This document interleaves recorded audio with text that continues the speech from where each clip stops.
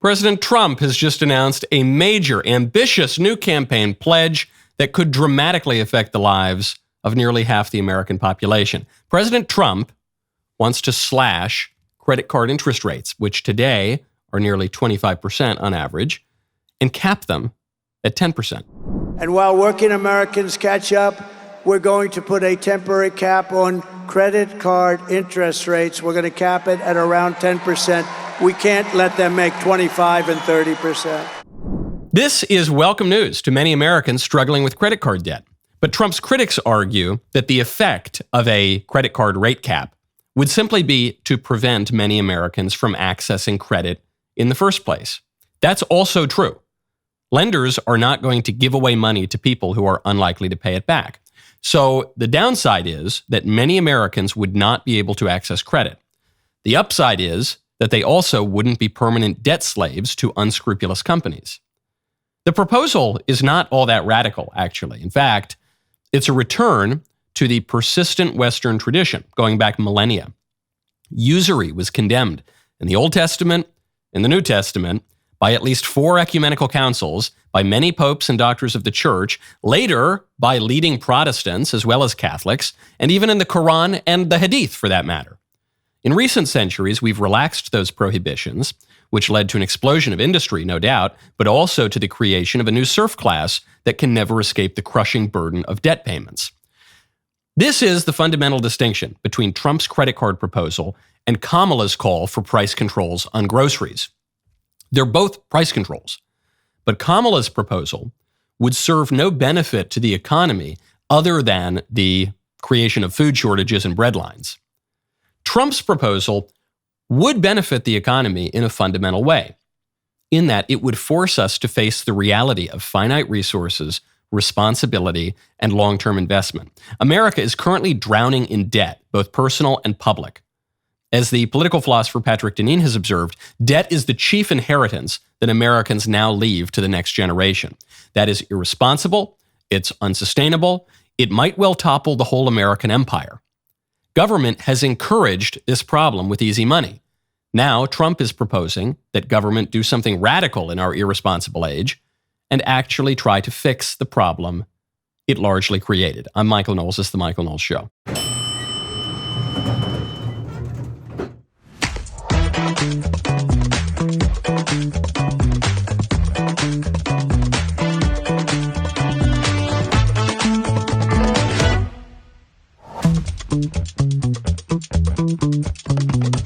Welcome back to the show. Kamala Harris has weighed in on the second assassination attempt on President Trump. And she, of course, is making it all about the LGBTQ. That's really what it's all about. You know, in times like this, you probably want a little bit more of a tangible asset. That's why you might want to check out Birch Gold. Text Knowles to 989898. Let's talk about your hard-earned money. With Kamala Harris proposing massive tax hikes, you might be thinking it's time to make more of your savings tax-sheltered and inflation-sheltered. That is why I trust Birch Gold Group to help you. They will assist you in converting your retirement account into physical gold, and you won't pay a penny out of pocket for the conversion. Just text the word Knowles, K-N-O-W-L-E-S, to 989898. Get a free info kit on gold. That is K-N-O-W-L-E-S to 989898. And wait, there's more. This is the final month for you to take home your very own limited edition, highly coveted, one-of-a-kind, 24-karat, gold-plated Truth Bomb on qualifying purchases. You heard that right. A golden Truth Bomb. Who could ask for anything more? Right now, text Knowles, K-N-O-W-L-E-S, to 989898 to claim your eligibility before September 30th. In a time of high taxes and high inflation, protect your savings with gold from Birch Gold. Text Knowles to 989898 for your free info kit today. Very conservative stuff from President Trump. You're going to hear some of the moderate, squishy conservatives say that President Trump's plan to cap interest rates on credit cards it's price controls, it's leftism, it's Marxism, it's no different than what Kamala Harris wants to do. Superficially, there are similarities, but it's quite different. Anti-usury laws are very conservative. Whether you support them or not, you got to admit they're pretty conservative, man. We've had them going back millennia. Okay, that's not leftism. That's actually deeply conservative. President Trump paradoxically demonstrates this kind of deep conservatism pretty regularly. On the surface, he appears to be upending Republican and conservative orthodoxies. But when one considers those present orthodoxies and their origin, how long they've been around, one realizes that Trump is not so much destroying tradition, but he's actually returning to a deeper tradition. You see this on the Republican exaltation of free trade at all costs. That was never really a conservative point of view. That was a more liberal point of view. The conservatives were focused on economic growth, to be sure, but on economic growth in service of other national interests. So you don't want GDP growth at the expense of the American worker and American manufacturing and American national security and American communities and the ability to support a family. You've got to put their things in their proper place. Same thing with immigration. In recent years, the GOP and the conservatives have been all for immigration, at least really in the 90s and the 2000s. But limiting immigration is actually a pretty conservative point of view, and it was the Republican policy for a rather long time. Trump has summed this up in an interview he just gave, where he was talking about food. Well, he was talking about his health at first, and he pointed out that he used to get a little exercise, but now people keep trying to shoot him when he gets his exercise, so he doesn't get quite as much anymore. And then he starts talking about food, and his defense of his McDonald's diet is actually contains a ton of political wisdom. What are two things you do to stay healthy?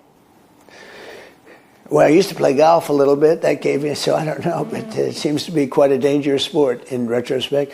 I try and eat properly. I do the best, and I try and get some. I do, but proper hamburgers. But I like perhaps all of the wrong food, but then I say, does anybody know what the right food is? You're I right had people about that. lecturing me for years, oh, don't eat this, don't eat that. They're gone. They have passed away long ago. The thought and keeps here I changing. am. So I'm not sure I want to make too many changes. That is conservatism summed up in two sentences. All these people, they tell me I have to make all these changes, that what I'm doing is so terrible. Well, excuse me, all those people are gone. And I'm still here. Maybe my coughing suggests I need fewer cigars. No, probably not, actually, because I think of the great cigar smokers. Winston Churchill, live forever. George Burns, live forever. All of these guys that lived a very long time. And Trump is saying this about the fast food. He says, look, I eat McDonald's. Yeah, but I eat proper McDonald's. I eat the proper hamburgers. And sure, maybe I'm not eating according to the passing fashions of the day. But you know what? All the people who have followed the passing fashions of the day, they've all died out. And those of us who stick to a more moderate, a diet, plan of exercise, habit more broadly, we tend to endure. The things that people have been doing for a really long time, that have stuck around this long, probably there's something to it. That is as conservative as one can imagine. Because it's not just saying, do something because people did it in the past. People did the Atkins diet in the past. I don't know, people did all sorts of crazy stuff in the past. And then it went away. Conservatism, traditionalism says, hey, maybe we ought to defer to the wisdom of the ages and not merely try to recreate the world anew every single day. Maybe if something has not just existed in the past, but has persisted through all of these years, all of these decades, all of these millennia, maybe there's something to it. Maybe before we totally throw it out, we ought to really consider if there's some wisdom there. Now, some people hate Trump's vision of conservatism. I think most especially of a certain former member of Congress and daughter of a former vice president. That would be Liz Cheney, who is so furious that Trump remains the Republican nominee that she has proposed a new political party. Whether it's organizing a new party, look, it's hard for me to see how the Republican Party, given what it has done, can make the argument convincingly or credibly that people ought to be voting for Republican candidates until it really recognizes what it's done. There is certainly going to be a big shift, I think, in how our politics work. I don't know exactly what that will look like. I don't think it will just simply be well, the Republican Party is going to put up a new, slate of candidates and off to the races. I think far too much has happened that's too damaging. Far too much has happened. It's way too damaging. We need a whole party. This Republican Party is totally unsalvageable. Why is that? Liz Cheney has endorsed Kamala Harris. So why is that? What has changed so much? Has the GOP really changed on the big issues? Not really. I mentioned Trump is a little bit more pro-tariff than maybe, I don't know, Mitt Romney would have been. But Ronald Reagan supported tariffs in certain cases. So I don't think Trump he's returning to a more robust conservative past, but that's not a huge change. Trump wants to stop illegal immigration. That's something we should all Americans should be able to agree on. Now, the left is vocally for illegal immigration, and many squishes on the right are tacitly for illegal immigration. But again, that was a shit. I don't know. Trump is the most pro-life president we've had in practice, but the GOP has said it's pro-life for a really long time. So, what's really changed under Trump? I can't tell. Other than he's actually following through on certain campaign promises that Republicans had been making for many years and didn't follow through on. But that's why you want to start a new political party? That's why Liz Cheney, so-called principled conservative, is going to endorse the most radically pro-abortion, dismantling the American empire, or if not dismantling it, at least radically shifting up some of our alliances, pro-illegal immigration, anti-business, anti-industry, what? No, I think what this suggests is not that the Republican Party really has fundamentally changed, but that Liz Cheney has changed. Maybe she was always a little bit on the squishy side of the party, and so even a slight movement to the right for the GOP would push her over into the Democrat camp. But I think actually what's deeper than that is a phenomenon observed by a number of political philosophers, most notably Carl Schmitt, who had a bit of a dodgy active political life, but he made some good points in political philosophy, one of which is that politics often boils down to a distinction between friends and enemies. And this is, I suspect, what's going on with people like Liz Cheney, maybe with people like David French, who previously was on the right and would write in defense of all these right-wing causes, and now he writes for the New York Times and defends all these left-wing causes. I think it might just be that Liz Cheney is looking around and seeing that the people who support her now are exclusively Democrats, and really no Republicans at all support her, I guess, other than her father. And so she is the one who's changing. She's changing her political allegiances. She's changing her political beliefs and principles. She's changing the candidates she supports because all of her political friends are now on the other side of the aisle. And she knows where her bread is buttered. Many, many such cases. But don't accuse us. Don't accuse the Republicans of having lost our principles or, having become irredeemably different than we were previously. It ain't really the GOP that's changed. Between the GOP and the Liz Cheneys of the world, I think it's pretty clearly Liz Cheney. Now, when you want to cultivate the mental architecture to think seriously about politics and many other things, you ought to check out Hillsdale College. Right now, go to hillsdale.edu/Knowles. History, economics, great works of literature, the meaning of the U.S. Constitution. Did you study those things in school? If you did, who knows if you learned true things about them? And either way, it's probably time for a refresher. Time and technology have changed a lot of things, but they have not changed basic fundamental truths about the world and our place in it. That is why I'm so excited that Hillsdale College is offering more than 40 free online courses in the most important and enduring subjects. You can learn about the works of C.S. Lewis, the stories in the book of Genesis, the meaning of the U.S. Constitution, the rise and fall of the Roman Republic, or the history of the ancient church with Hillsdale College's online courses, all available for free. I personally recommend you sign up for C.S. Lewis on Christianity. In this 7-lecture course, you will examine some of Lewis's classic works, including Mere Christianity, the Screwtape Letters, and Abolition of Man. This course is self-paced, so you can start whenever and wherever. Enroll in C.S. Lewis on Christianity to discover Lewis's core lessons regarding the truth and goodness of the Christian faith and how to apply those lessons to your life. Go to hillsdale.edu/Knowles right now. It's free. It's easy to get started. Hillsdale.edu/Knowles to start. Hillsdale.edu/Knowles. Speaking of conservatives' electoral chances, There is a scary poll. It's come out of Texas. It was conducted by Morning Consult. It suggests that for the first time ever, my friend Senator Ted Cruz is down in the polls, that he's down at 44% compared to his opponent's 45%. Now, this is within the margin of error of the poll. The poll margin of error is about 2 points.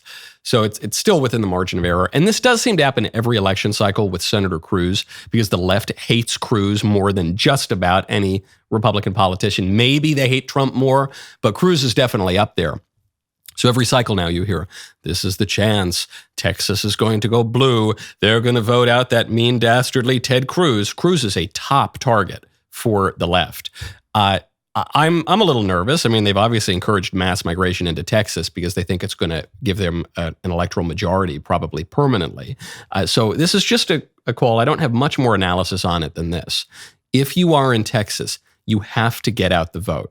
We cannot lose Texas. We cannot lose Senator Cruz in the U.S. Senate. You need to get out the vote. Voting throughout much of the country has begun actually already. And there is ballot harvesting in a lot of places in the country. Now I'm speaking broadly to Americans. There is ballot harvesting. There is early voting. There are drop-offs. There is early in-person voting in some places. You got to get out the vote. You got to get your friends to vote. You got to call people. You got to pick up that phone and text people and get out the vote. We cannot lose Texas. We cannot lose Senator Cruz, probably the best U.S. senator we have, certainly in the absolute upper 1 percentile of them. So we got to do it, folks. The libs are salivating over Texas. They've been trying to turn Texas blue for decades at this point. Do not give them the satisfaction, and do not, in so doing, cost us a top Republican senator. Get out the vote. Do not let the libs have this victory. Okay, now speaking of polling, can we even rely on polling? There is a fascinating story that's come out about the future of political campaigns and polling. This comes as a result of a new company called Aaru, A-A-R-U. Co-founders of this company are Cam Fink and Ned Coe. They say they've cracked the code for predicting accurate election results. And it turns out that the key to accurately predicting elections is to take the people out of it. They are using AI bots that simulate people, and they are polling the AI bots. And the reason this really, really matters is that to conduct a poll can take days, it can take a week, it can take multiple weeks. And maybe you poll 1,000 people or 2,000 people, and it's somewhat unreliable, and the people who are actually answering the poll might be self-selecting. And with changes in technology to phones, to cell phones, to tablets, it's a little hard to reach people, harder than it was in the past. With AI polling, with these simulated voters, these bots, it takes about 30 seconds to conduct a poll. And you can do it, Aaru is doing this with around 5,000 AI respondents. The cost of this is about 1/10 the cost of human surveys. We'll see if it works. This is obviously the first election that this technology has existed for. If this works, this will radically change all of political campaigning. All of it. Because polling is expensive. So you get polling at the national level, you get polling at some of the really important House seats, but you don't get a ton of polling in the less well-known House seats or at the state level or, for dog catcher. If this works, you will have polling everywhere. You will also, if this works, have politicians poll testing their techniques before they try them out, before they actually practice their tactics. So you'll have a politician write a speech, or the speechwriter write a speech. You will have that speech poll tested against 5,000 AI respondents. They will get feedback before they ever give the speech. They will be tailoring their speeches to the robots that are supposedly better representatives of people than the people are. This will make politicians become even less authentic, because every single thing they do will not merely be, as it is now, a reaction to how the audience reacts. It will be a pre-reaction. They will test this out on people before any actual people get to hear their messages. So the politicians will become less authentic. And so I think paradoxically, this could give rise to more Trump-like figures in the future. A lot of people on the right have been wondering, what happens after Trump? Is there a Trumpism without Trump? And there's no question that Trump is an American original. You can't pretend to be Trump. When the candidates in 2016 tried to do their Trump impression, they all failed. So Trump is Trump.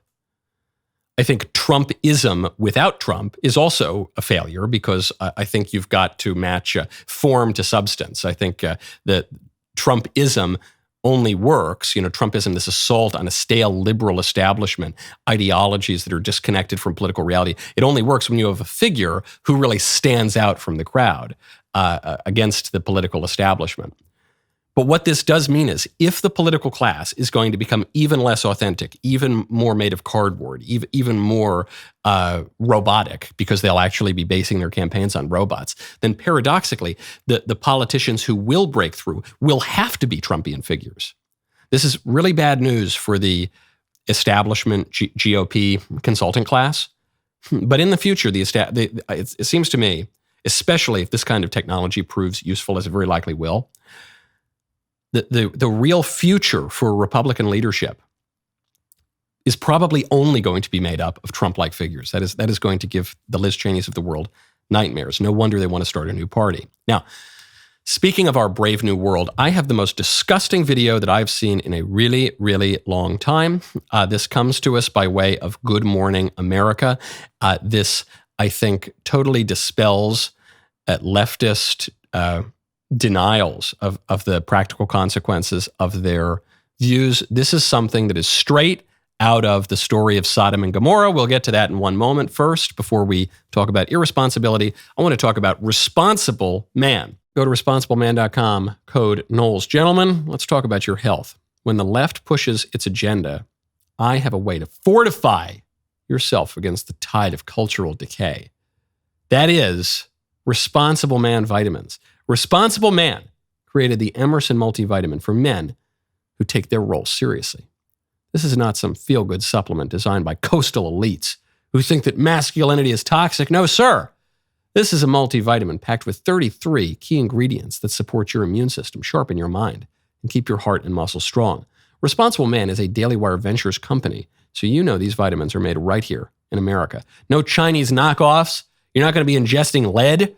Just good old American quality, because a strong America needs strong men, and strong men need vitamins. Take responsibility for your health, something that we conservatives know is crucial to a flourishing society. Take advantage of Responsible Man's fall sale going on right now.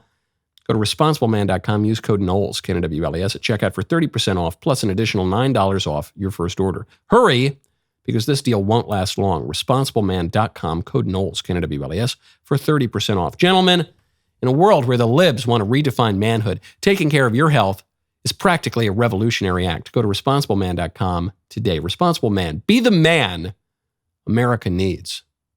The most disgusting story I've seen, this is making its way around X and other social media platforms. Good Morning America.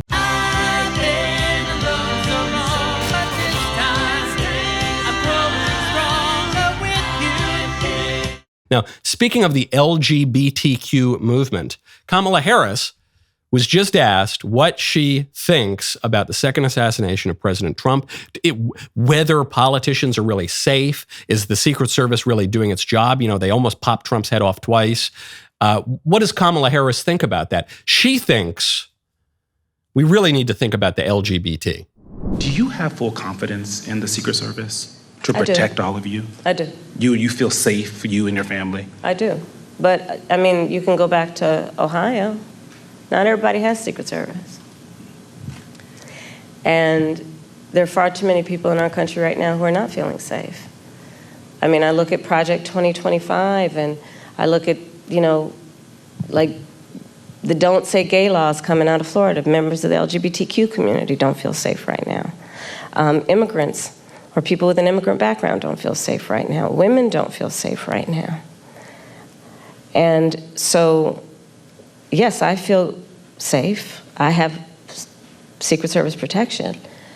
But that doesn't change my perspective on the importance of fighting for the safety of everybody in our country. Oh, you're asking me what I think about my opponent having his head blown off nearly twice? I think it's really important to focus on Haitian migrants in Ohio, the ones that I imported, hundreds of thousands at a time. And I think they're really under threat, you know? Okay, so some people are viewing this as merely a deflection away from offering sympathy for her opponent to offering sympathy for her political supporters. This is worse than that. Because when she says the people really under threat are the migrants in Ohio, the people really under threat are the next question is, well, who threatens them? And the answer is, in Kamala's mind and the mind of the left, Trump. The real people we need to protect are the people who are being criticized by Trump. Trump, who poses an existential threat to our country. We need to protect, and how do you protect them from Trump? Well, I don't know, that kid in Butler, Pennsylvania, he showed us one way to protect you from Trump. That guy on the golf course in Florida with the muzzle sticking through the fence, he showed you another way to protect you from Trump. Trump's an existential threat, according to Kamala Harris. Threatens our very country, our very democracy. He's a Nazi, according to Biden and Harris. How do you protect yourself from a Nazi? You don't try to reason with him, do you? Kamala Harris's answer. Kamala's answers, Biden's answers, despite their weak protestations against political violence in general, in the abstract, their answers, when they're asked about the actual assassination attempts on Trump, have amounted to a green light for further assassins. They're saying, bring it on. You want to talk to me about political threats in this country? The real threats are against the people that Trump is threatening. Forget about the near assassinations. When Kamala Harris and Joe Biden say they're disappointed to hear of the assassination attempts, their explanations as to their disappointment consistently lead one to come to the conclusion that they're only disappointed that the assassination attempts didn't work. Now, what you need to do, as soon as you possibly can, is watch the groundbreaking documentary from Matt Walsh that became his first cultural phenomenon. That is, What is a Woman? The film that started it all.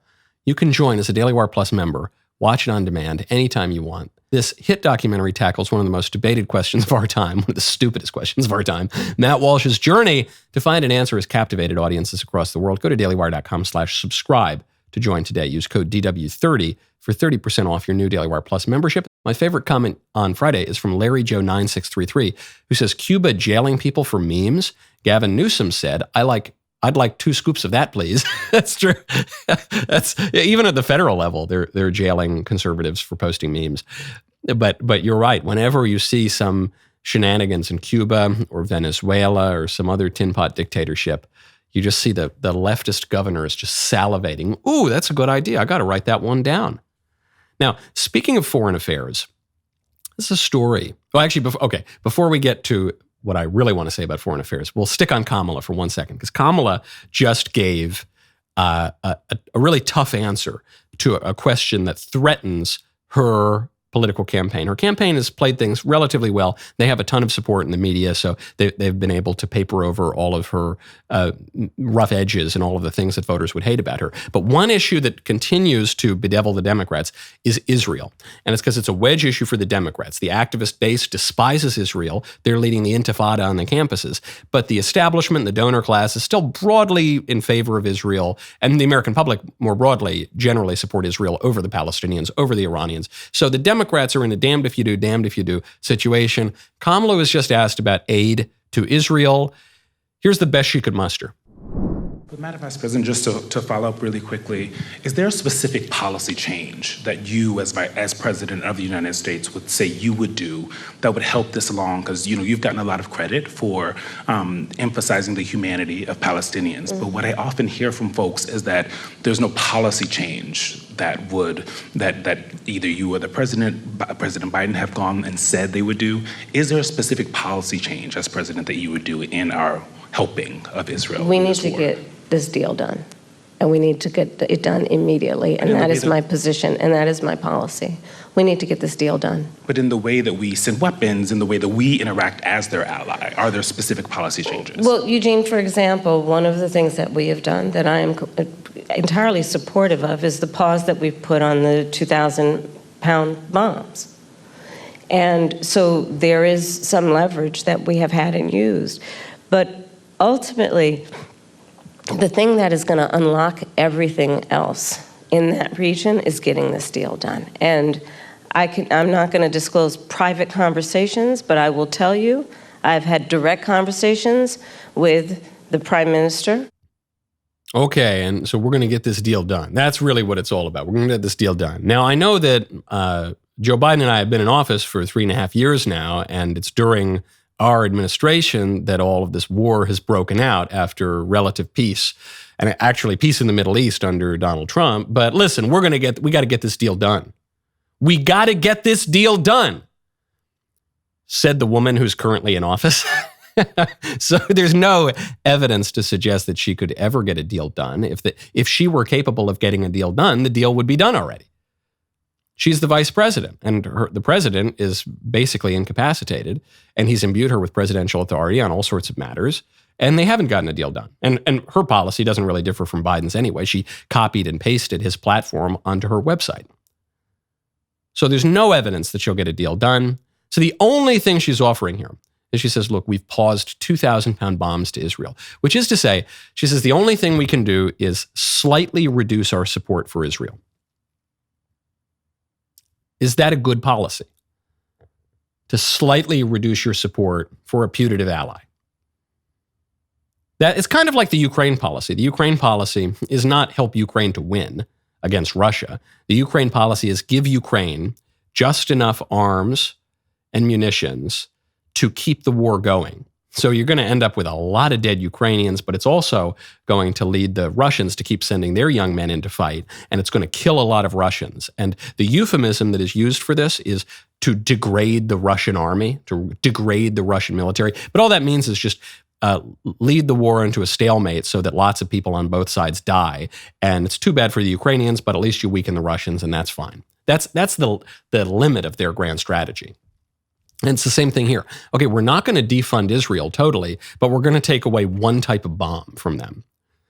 So it's just this foreign policy of shrugging your shoulders. Because as I mentioned last week, there are really only 3 positions that one can hold for American foreign policy vis-a-vis the Israel-Gaza war.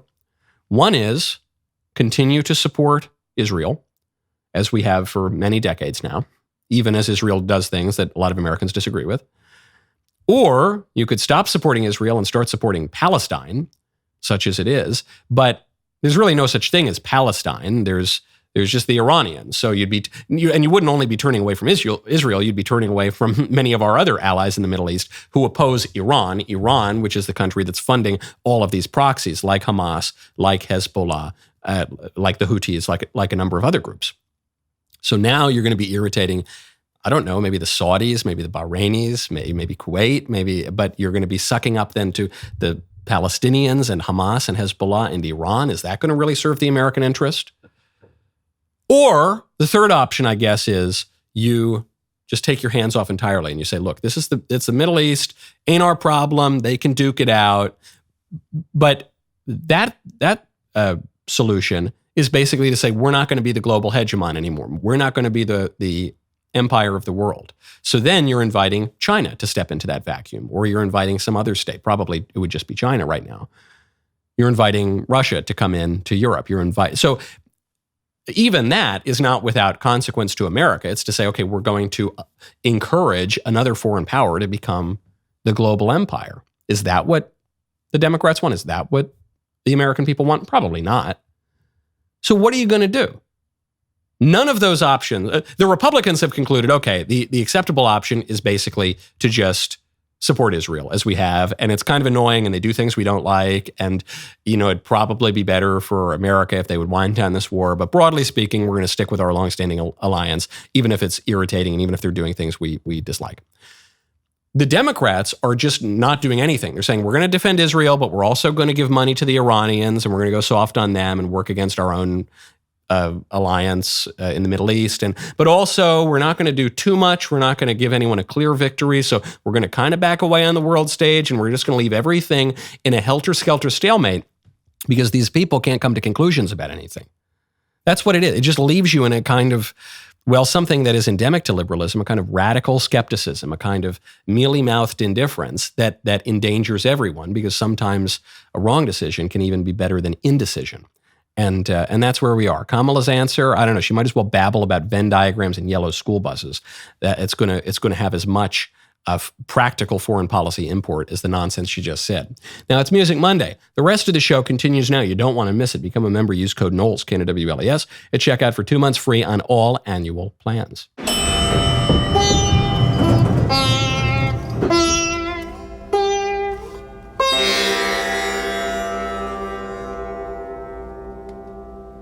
Republicans are Nazis. You cannot separate yourselves from the bad white people.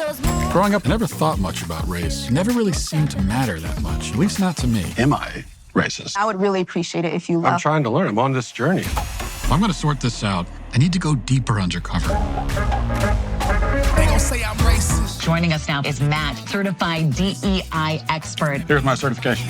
What you're doing is you're stretching out of your whiteness. This is more for you in this field. Is America inherently racist? The word inherent is challenging there. I want to rename the George Washington Monument to the George Floyd Monument. America is racist to its bones. So inherently. Yeah, this country is a piece of White. folks, White. trash, white supremacy, white woman, white boy. Is there a black person around here? There's a black person right here. Does he not They gon' exist? say I'm racist. Hi, Robin. Hi, what's your name? I'm Matt. It's had to ask who you are because you have to be careful. Never be too careful. They gon' say you racist. In theaters now. Rated PG-13.